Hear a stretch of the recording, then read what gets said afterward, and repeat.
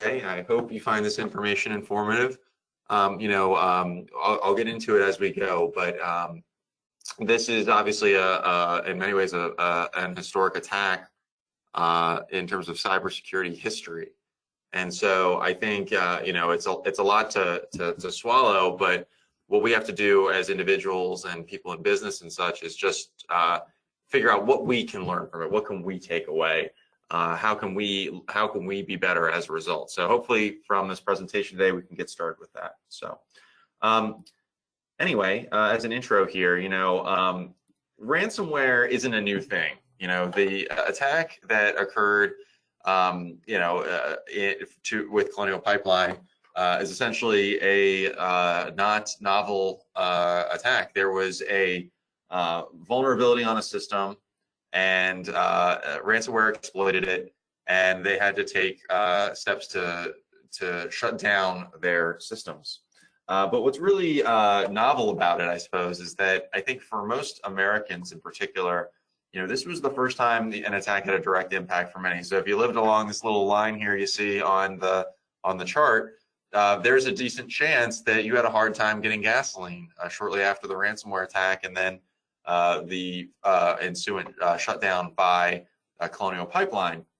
And you think about Experian or Target or Equifax or any of these other breaches that occurred, and these effects that we would typically feel are a few steps away, right? So you shopped at Target on Christmas season, someone skimmed your credit card number from the machine, and then as a result, a couple weeks later, your card was running, you had to get a new credit card. You didn't directly feel that sort of thing, but when this attack occurred, you immediately felt the fact that gas stations were running out of gasoline. So I think in some ways, this is just going to be the type of thing that creates awareness, which in some ways is a good thing, I think.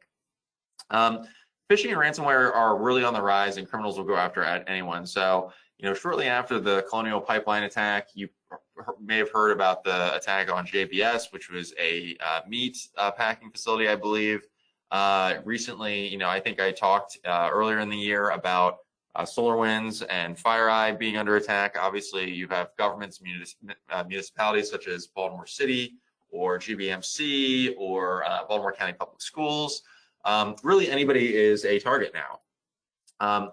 There's not much to stop these attacks from being organized and executed. So if you've been following the news, there has been methods and means by the government to get back some of the cryptocurrency that was spent on the ransom and make it difficult for these groups to operate. But the truth is that the vast majority of cyber attacks that occur, ransomware attacks or phishing attacks or otherwise, are being done, and people are getting away with it. And so we're really more in a defensive position as opposed to an offensive position when it comes to dealing with these criminals. There's also this sort of feeling of helplessness as larger institutions get hit. So you hear about a big oil and pipeline company, you hear about the federal government or cybersecurity firms, and you think to yourself, well, I'm an accountant, or I work as an educator in a school, or I'm a nurse or whatever. How am I supposed to deal with this threat? SolarWinds can't, FireEye can't, the federal government can't. What can I do? And the truth is that there's nothing you can do to completely eliminate these risks. The goal of any kind of security and risk management plan is to mitigate these risks, do the things that we need to do so that it's less likely that it happens to us. And then if things happen, well, at least we took the proper precautions. But the truth is that by taking good steps, you could dramatically reduce those risks and go to sleep at night feeling that you did the right thing. So for today's agenda, we have a few things. First is just talk about what happened in the most general sense in this attack. So for those of you who might not be totally familiar, what was the response? Why was it impactful? Why was the event impactful? What happened both from Colonial's perspective as well as the federal government and others after that attack occurred? How could it have been avoided? You'll see that some of the details are still not publicly known, but we do know things about that suggest ways to avoid these kinds of attacks. I want to talk about the long-term impact and what's going to change in the future. So as I mentioned, this is kind of a historic cyber attack, And I think it's going to have implications beyond just what happened to Colonial. There's going to be, the government's going to be demanding changes, I think, as well as cybersecurity standards will just change across the board. What can you learn from it? I mean, that's obviously the most important thing, is what can we do as individuals, as business people, decision makers? What can we do to so that we're not that we're at least taking something away from this? And of course, Q&A. So again, as Jill mentioned, please put your questions and answers in chat. Think about what you might want to say at the end, and we'll be happy to answer those questions. So what did happen? On the 7th of May, Colonial Pipeline publicly admits that a cyber attack has impacted them. They were probably hit a little bit before then, but at a certain point, they had to talk to the government and others because they were obviously an industry of major impact. One thing I've been saying to people about Colonial is that we've heard about Colonial Pipeline, but we haven't heard about all the ransomware incidents that happen to small businesses that are probably your neighbors or people that you've done work with that don't make headlines because they may not have as high of a profile, and the impacts of those attacks are not as publicly seen. This one was a much different situation because of its impact on infrastructure. All the pipeline operations were stopped and systems were halted. So this was a mitigating task that they took. So they did limit, they wanted to, it wasn't so much that ransomware had affected pipelines up and down the East Coast. It wasn't quite like that. It was more that they were concerned that the ransomware would spread, and the way to stop this was to halt operations until it was cleaned up. What we know publicly is that there was an attack. We don't know all the details about how the attack occurred, what was the specific point of infection, was this a user error, was it a patch, what was it exactly? We're not 100% sure. I mean, that's natural. Some of this is private. We don't want these attacks to happen again, and be clued off, but we don't know all the specific details, but we know a lot of circumstantial details. There's a group called DarkSide, which is a hacking group that was responsible. Now, some people think that DarkSide actually doesn't exist anymore. They were going after the business side, which is where the money is, not the operation side. There's a lot of information to suggest that they didn't really think that this would be as impactful as it was, that they were just trying to make some money, and that they weren't trying to draw the ire of the United States government and things like that. They were likely based in Russia. Last week, you may have seen that the president and Vladimir Putin met in, had a meeting, and there was some accusations thrown around about hacking happening in Russia, and Putin said, there's no way it's happening in Russia. But I mean, the truth is that, almost certainly this attack occurred out of Russia, and others definitely do occur out of Russia. So this is not, again, totally dissimilar from other situations. Colonial paid a $5 million ransomware demand about, I think it was maybe 4.4 exactly, I'm not 100% sure. And then the federal government recovered about half of that just recently. I had to update this slide since I first started writing it, because at the time there was no recovery. As it turns out, the Bitcoin wallet or something wasn't properly secured by the hacking group. When the ransom was paid, they had, I guess, the breadcrumbs they needed to track it down and try and recover some of those funds. Don't count on something like that happening for your business. If you have to pay a ransom, don't count on the feds getting you your money back. I mean, that's the first time I've ever even heard of a situation like that occurring. So what was the response? What happened afterwards?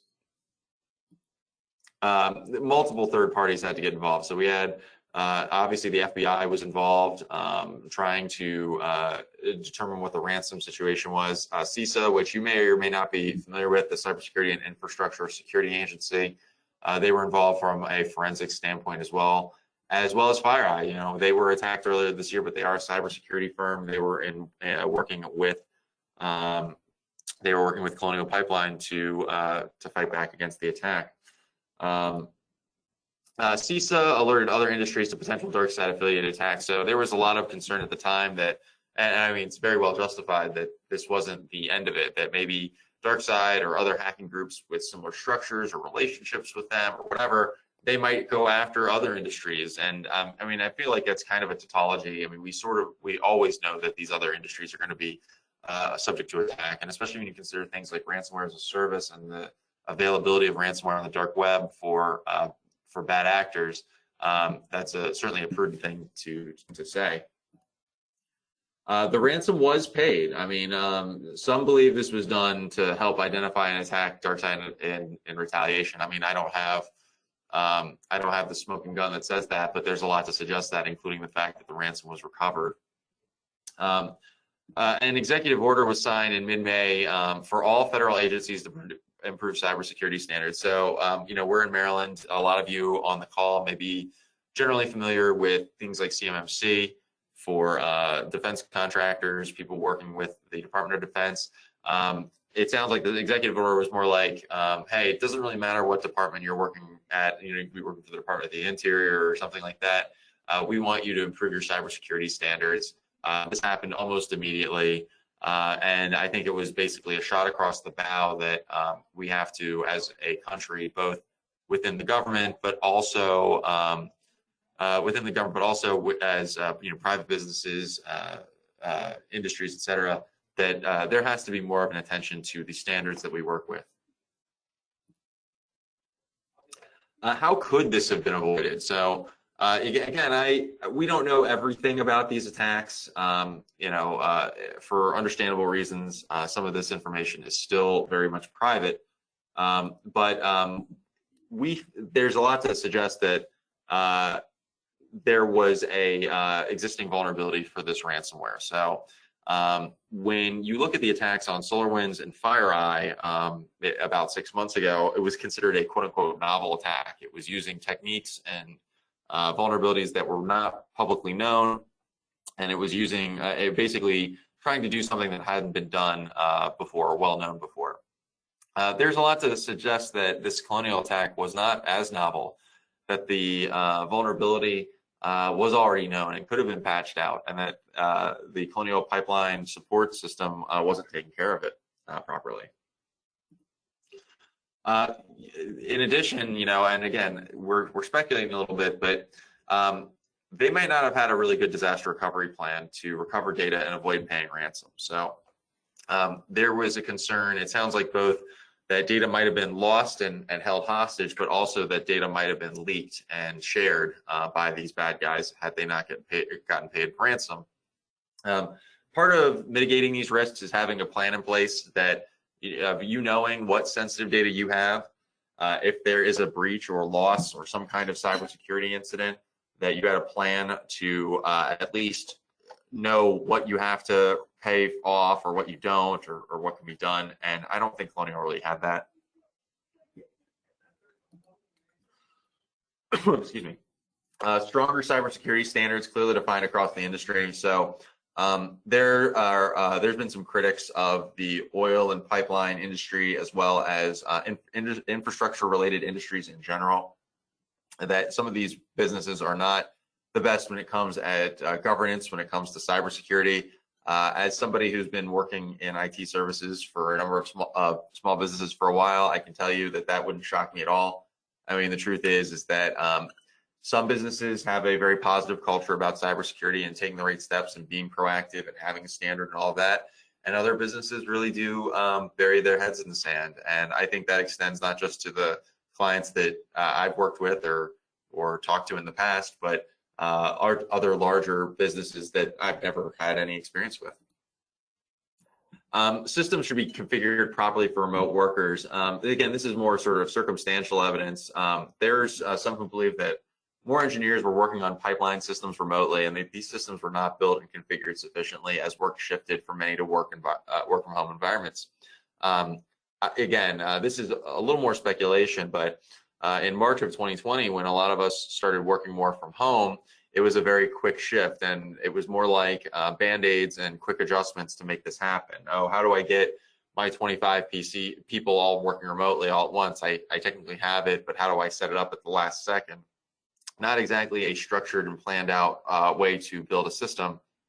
It's totally possible that while the system was set up to work for these remote workers, that maybe it could have been done better and in a more thought out way. There's a standard called Zero Trust, and we don't believe it was implemented here, where rights and permissions really should have a Zero Trust or minimum necessary standard as the attack forced an entire shutdown of systems.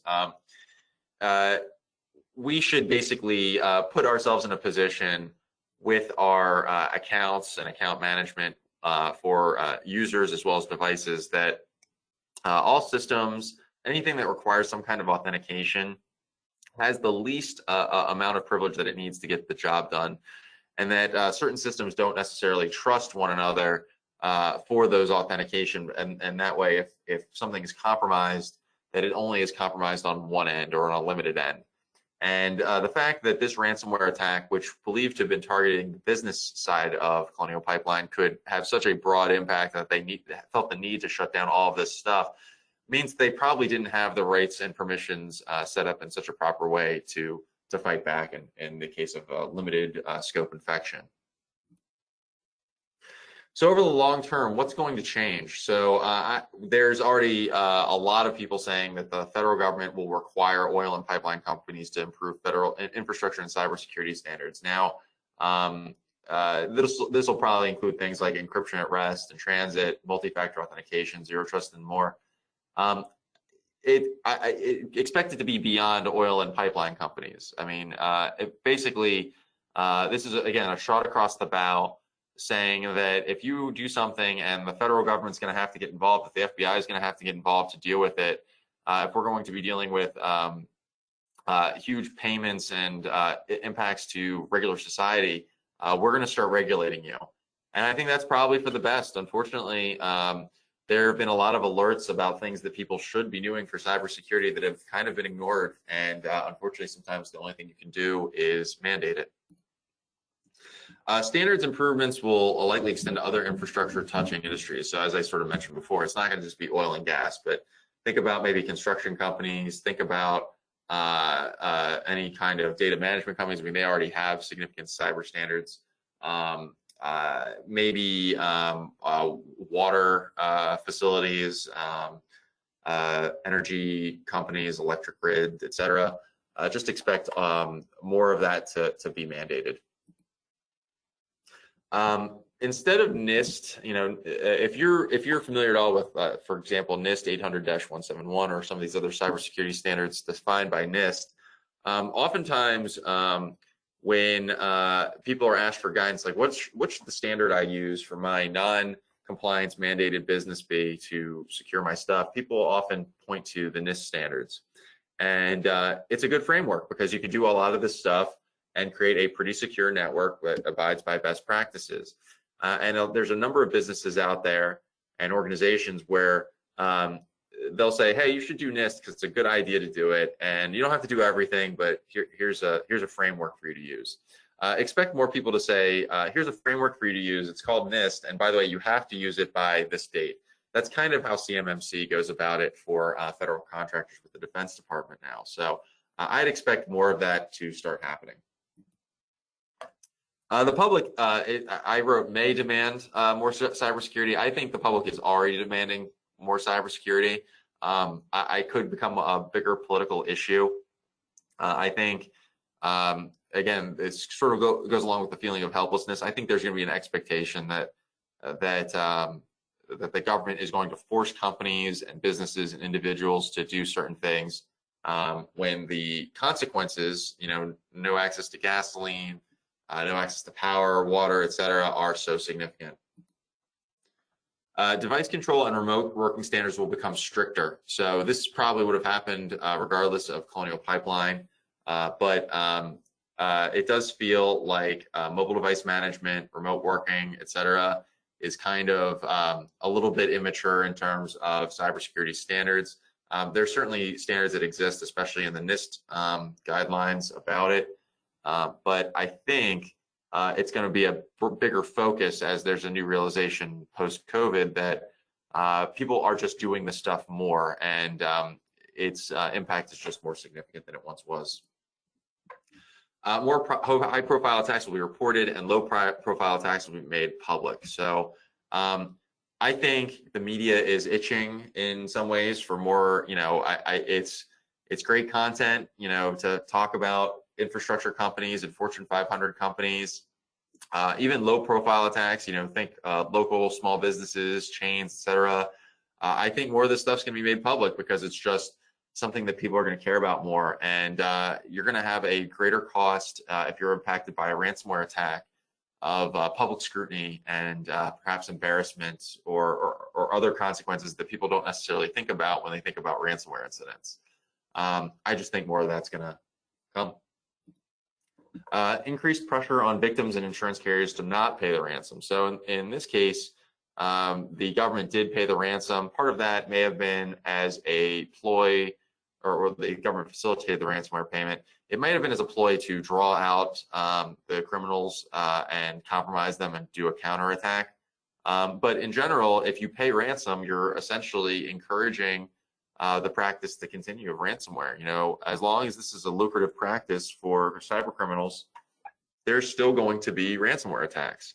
And the best way to make ransomware attacks go away is to make them not appealing, make them have a bad return on investment. Right now, the return on investment is great because there's a good chance you can get them and the cost is pretty low. There are some who want these payments to be illegal.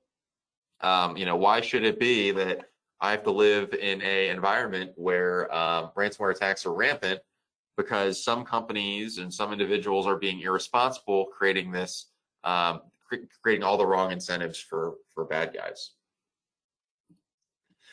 There may also be an impact on cryptocurrency. So you may or may not realize this, but a lot of these ransoms are not paid in dollars. They're paid in cryptocurrency, in Bitcoin and Ethereum and other stuff. And there's a lot of reason to say,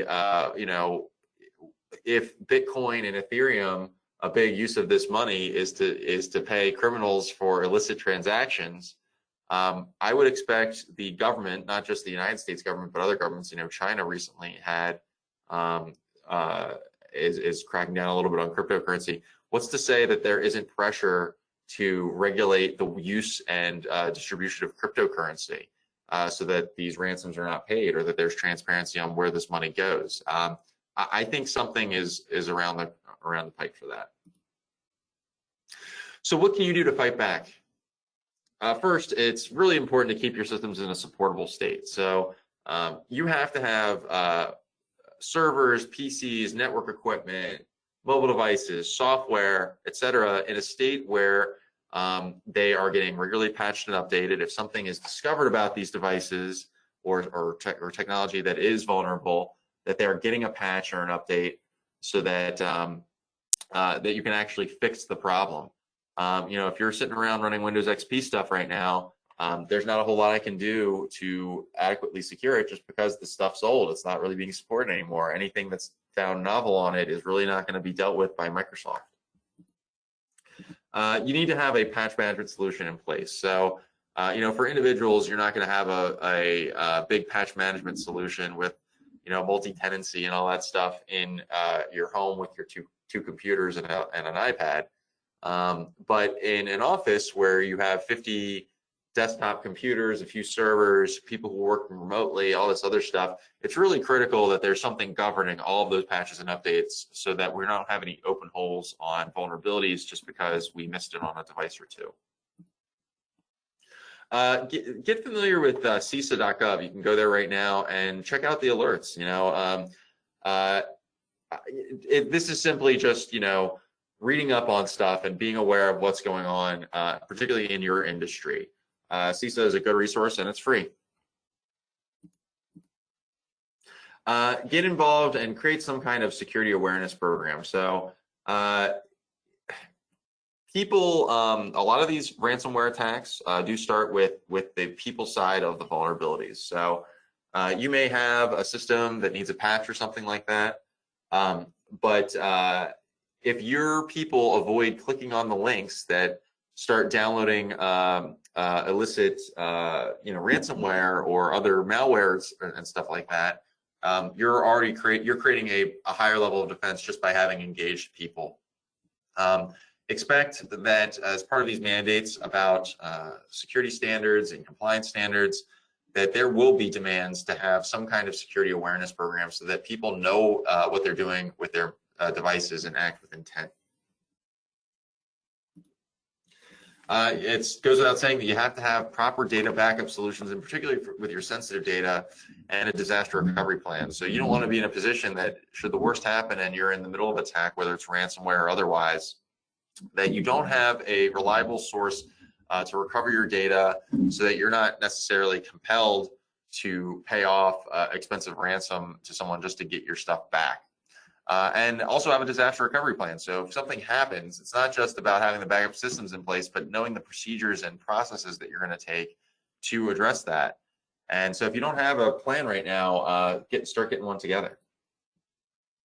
It's really important to deploy encryption in transit and at rest for sensitive data. So what does that mean? So for you define some kind of sensitive data for your business. Maybe it's patient information if you're a medical practice. Maybe it's client information for a small business, or financial information for a financial services company. The type of data that we care about, that we don't want out there, we don't want lost, whatever.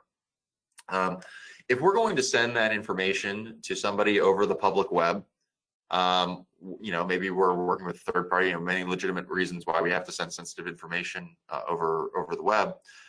We need to use solutions that encrypt that data and make it unreadable in transit. And again, that's regardless of ransomware. And then at rest, that means that when data is sitting on a device, let's say it's a laptop or a server, or maybe it's a backup solution, like, for example, backup appliances that store data locally to a data center in a closet somewhere. These devices should have encryption at rest, so that if somebody physically touched that device and had access to that device, that the data on it was not readable, that they don't have the Rosetta Stone to read the sensitive information on your systems, because it's encrypted in a way that makes it unreadable. Strong authentication, such as multi-factor authentication. So another way ransomware can get deployed on a system is if, let's say, an account with high levels of privilege is compromised, and then that account with all these levels of privilege allows some kind of malware, and I say ransomware, but it could really be any kind of malware, is used and just installed on a system with high level rights, and then can start spreading around and causing all sorts of damage. We really need to make sure that the accounts that can legitimately get into our system, whether it's an admin account or just a regular employee account or a power user or whatever, that we have things like multi-factor authentication in place, where there's not just a username and a password, but also a token of something that's on them. Maybe it's a text message that goes to their phone, or an email they get, or perhaps something else.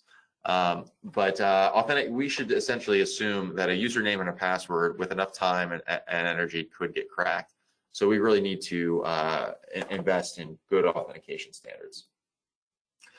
There has to be security standards for remote staff. So again, people are working remotely now more than ever, and we have to have standards. So people have to use supportable devices, patch their devices that are not directly managed by the company, use good network equipment in their homes, such as good Wi-Fi equipment or a good router that hasn't been sitting there for the last 15 years or something like that. Just decent standards for the remote staff. And then, of course, review incident response procedures. So whenever something happens, it's really important that people know at the time what they need to do. People need to know that if they click on a shady link and they realize that something bad happens, that the solution isn't for them to start trying to delete things or fix it themselves, that the solution is to contact IT support, contact their manager, communicate what happened, talk about the circumstances, prepare any notes, etc., so that we're responding to this in an effective way, because those responses, the way we respond and the quickness in which we respond, is going to impact the consequences to the incident. There's more you could do. I could elaborate all day on things that could be done, so please make sure to have my contact information and reach out if you got any questions or want to keep going. But just to wrap it up, this is going to keep happening. If anything is to be said, there are pressures for this to happen more. The rise of cryptocurrency, the ease in which hackers can create a criminal organization and do this stuff. Ransomware as a service existing on the dark web, where you're basically subcontracting out the development of your malware. I don't expect this to just go away overnight. There has to be some fundamental changes to the way organizations manage cybersecurity, to the incentives in place and all this stuff, just to see a shift in the trends. So we should just expect that this is the way things are going to be for now, and that we have to take a defensive approach on our own.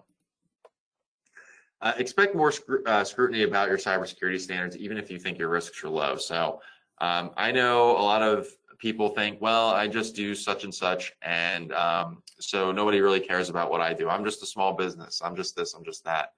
I just think that insurers, third parties that you work with that are concerned about cybersecurity, even MSPs like us, like for example, DP Solutions, we're not going to work with a company. We're going to take on clients who have a negative culture about security.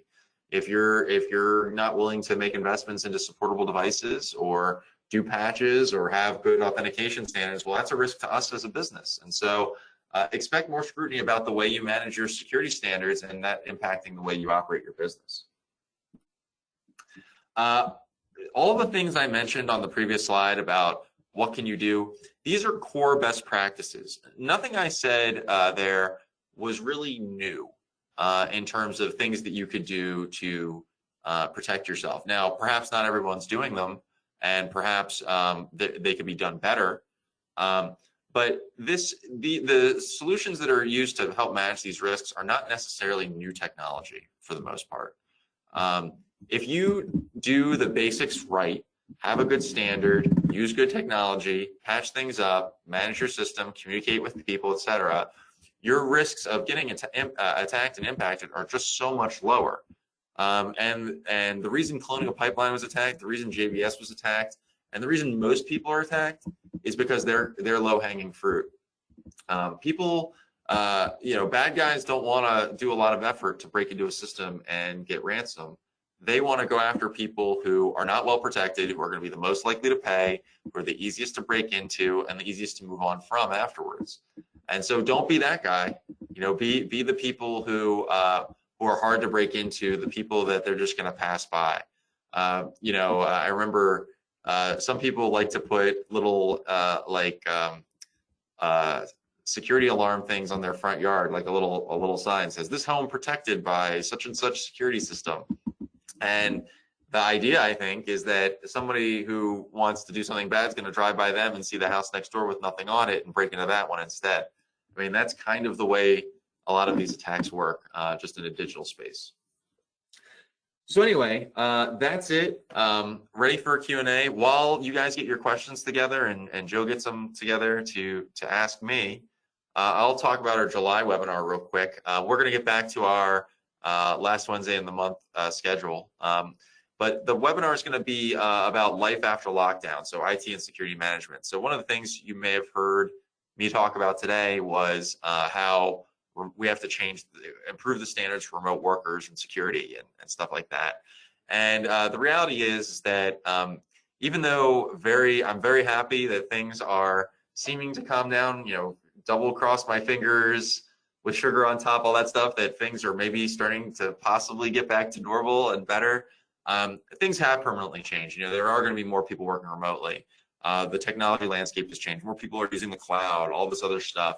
And I feel like it's up that as decision makers, we should really be sitting down and saying, well, what do we need to do now? How does our technology plan need to change now that we're in this totally new way of working, a hybrid, in-office, remote way? What needs to happen? So please register for that webinar. It's going to be on July 28th at 11 a.m. We'll take your questions as always. If there's something you want to see in it, make sure you give us a comment and we'll try and address it. Jill, do we have any questions? Yes, and as a reminder, if you do have any questions, use the question box to type them up and we'll read them out. All right, our first question. Our gas resources were attacked, so we think our infrastructure is vulnerable. I missed the first part of that question. I'm sorry. Oh, it just said that since our gas resources were attacked, where else do you think that our infrastructure could be vulnerable? Where else? I'm going to say the super negative thing and say most. One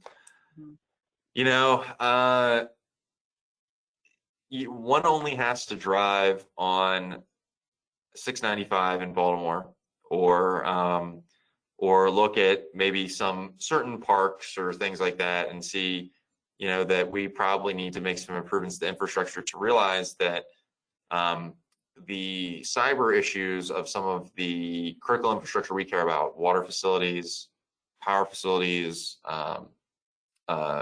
roads, bridges, stuff like that. I mean, everything is digital now, and if things are underfunded, undersupported, they have been neglected for a while, there's a good chance that they're going to have that cyber risk too.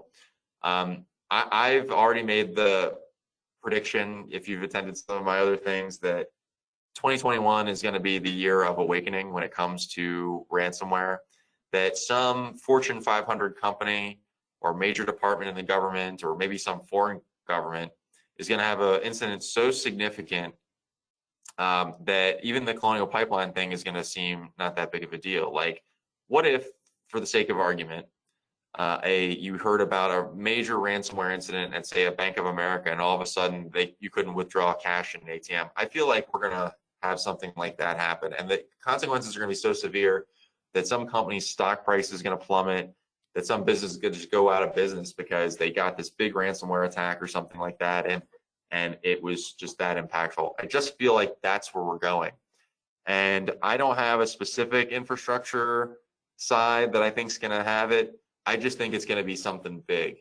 And the silver lining to this stuff, as I mentioned before, is I think you can call it a silver lining. Maybe you should say we as a species shouldn't be like this, but humans sometimes tend to act once they touch the stove, and I think we're touching the stove this year. So that's just my view on it. Okay. Which brings to our next question: should I plan for ransom funds in my IT budget? Yeah. So I think the answer is yes, but so yeah, I think the broader answer is you should budget for recovery funds in general, and you can call it ransomware budget or whatever you want, but in the event that you have a major incident, there's going to be costs to recover, and maybe those costs are just paying DP Solutions, whoever your IT services company is or whatever, for spinning up a backup solution, and that is a modest cost, or maybe you have to hire lawyers or pay deductibles to your cyber liability policy. I would certainly look into that. I think you need to create a budget of potential costs that you could incur in the event of a major security incident, and at least have a plan to get that money accessible. Obviously, if you have a $5 million ransom, as like a Colonial Pipeline did, and you're a small business, maybe having that money just sitting aside is not plausible. And I'm not sure I'd really recommend it anyway, or if you even could. But what you can do is you could say, well, we're putting this money aside or this budget aside so that we're prepared to respond. And maybe it's not enough in the worst possible scenarios.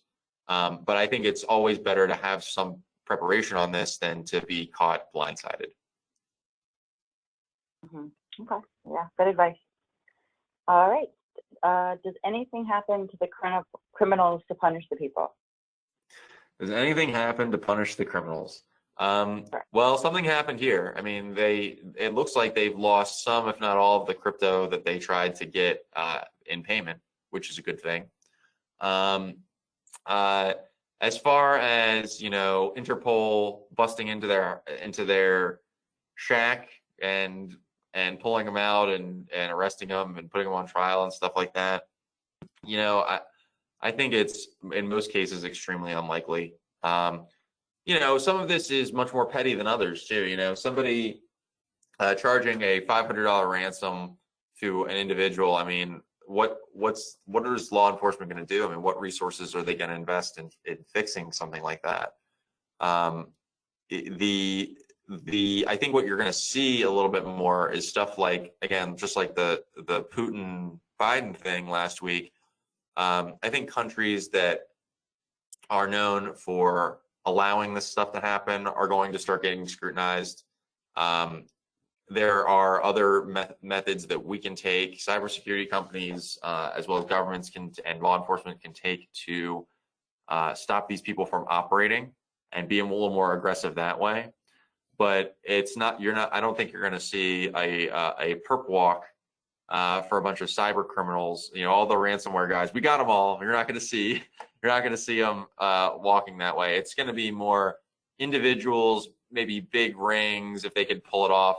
Sort of like, in some ways, it's sort of like maybe less effective, sort of how we deal with like international drug cartels and things like that, where a lot of the people get away, but sometimes you catch somebody once in a while, and you try and do what you can to address the areas where these people hold themselves up. I kind of feel like that's where it's moving, just kind of digitally.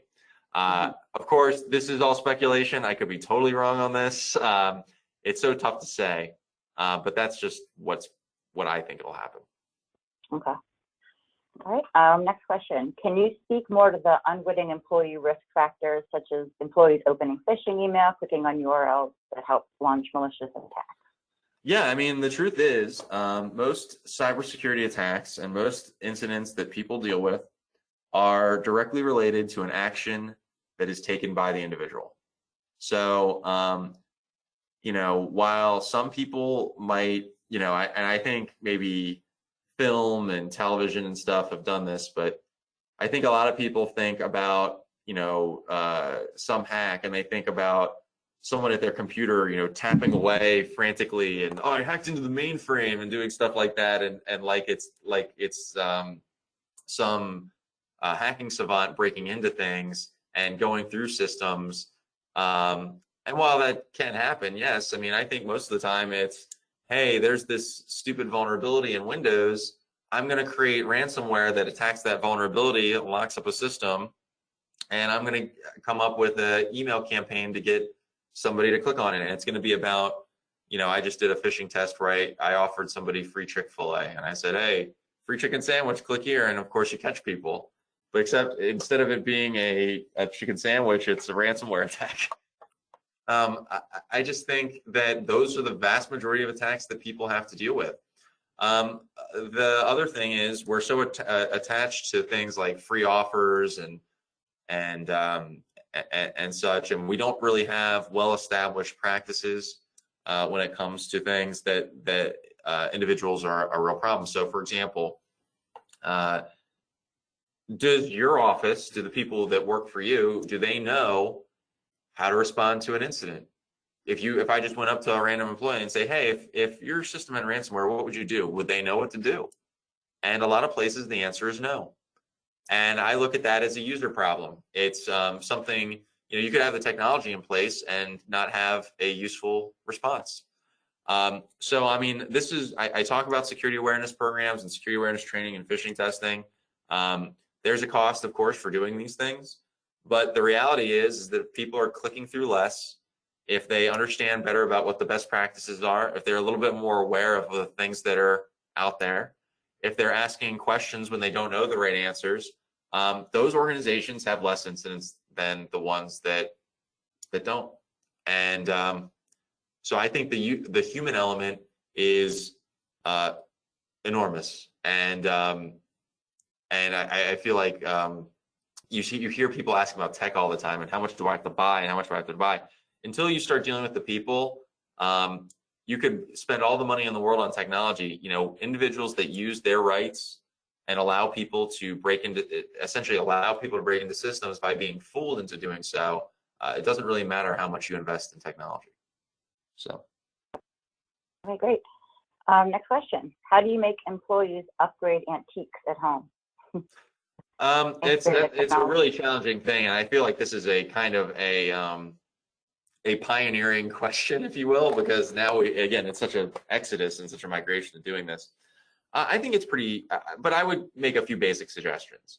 One is laptops and PCs and tablets, for that matter, that are personally owned, that a person is using to do company-related business, should be generally inventoried. And I say generally inventoried. I don't think it's too much to ask your employees, hey, are you using any computers that work from home? Please identify them. And they'll say, I got my Dell laptop or my Apple iPad or whatever it is, and this is the model number it is, maybe just the general model number or something. Here's if it runs like Windows 10 or whatever. Just very basic information so they know what people are using. We should also, if we don't already have it, use things like mobile device management so that we can put some of the basic controls to secure them in a little bit more of a passive way, a way that doesn't require the user to do a whole lot to secure them. You know, my phone, for example, there are certain security requirements that are forced on it by me accessing company email on my phone. That's something we can set up. And you should have stuff like that for people using those computing devices out of their home, so that you know that they're getting patched and updated, so that you know they're using a supportable OS and such. For the other devices, things like home Wi-Fi or routers and things like that, I would just keep it simple. And I would say Wi-Fi is the best example. How old's your device? Do you know if it's being supported by the vendor? And it's easy enough to look. You can just look at the model number of the device and see if it's still on, you know, Linksys's website or whatever, you know, whatever the manufacturer's website is, and whether it has an end of life date. And then you would also want to ask things like, is the Wi-Fi password protected, and were vendor defaults changed when you purchased it? So very simple stuff. Did you leave the password as password when you unboxed it, or did you change it? And when you connect to the wireless access point, does it require you to enter some kind of credentials to connect and get on the web? If you're doing those two things, you're honestly, you're avoiding that sort of low-hanging fruit question. We just don't want somebody saying, hey, here's an open Wi-Fi connection. I just drove past this house or apartment or whatever, and now I'm connecting to it, and now I'm spying on the traffic on that network. If we can create that sort of bare minimum thing, then we're going to be doing a lot better. It's really just simple stuff, though. Fairly current stuff. I'm not saying brand new stuff, but stuff that isn't 10 years old and stuff that's behind passwords to get into. I hope that helps. If you have specific questions on that, and this goes to everyone, you know, please, my email is below, and also you can find me on LinkedIn if you want to chat on there. Okay, we have another question. What do you suggest how we communicate with our employees so that they do not open a bogus attachment? I think it should be a regular reminder. Now, I think it should also be a training thing. So, I mean, first, employees don't necessarily, especially those who are new to this, maybe not that technology savvy, but although not always, you know, I catch people with phishing tests that are technology savvy, just FYI. They first need to be educated on what phishing is. This is what phishing is. This is how prominent it is. These are some of the typical themes for phishing. This is how you recognize a phishing email, so on and so forth. We offer, you know, I've done trainings. I'm pretty sure you can find them on our website about phishing specifically. If you would like to have a specific conversation with me about recognizing those phishing emails, that's something we can do. But then let's say they do know, they have the awareness of what phishing is, et cetera. And now you're just saying you want to create standards. Well, you could first say things like, you're only allowed to open attachments from senders, from specific senders, such as these groups, and you can specify them. Now, people could still impersonate those groups, which is why there needs to be phishing awareness, but you could create rules about what types of attachments are allowed to open. Only open PDFs, do not open anything that's .html, you know, so on and so forth. You can create rules around that. But honestly, the best thing to do is to just train them on phishing, because once people know what phishing is and how to look for it and how to avoid it, you know, no one's really going to intentionally click on phishing stuff that they know is phishing. They're only doing it because they don't think there's a problem. So you got to start there. Great. That looks like that was our last question. We can wrap up. That was the last question. That was a lot of questions. It was, yeah. Yeah. All right. Well, great. Well, thanks so much, everybody, for joining us today. I really appreciate it. I'm sure Jill does too. All of us at DP Solutions. Again, my contact information is below. You can see the email address, bschmerler@DP Solutions. You can check us out on LinkedIn, both DP Solutions and me.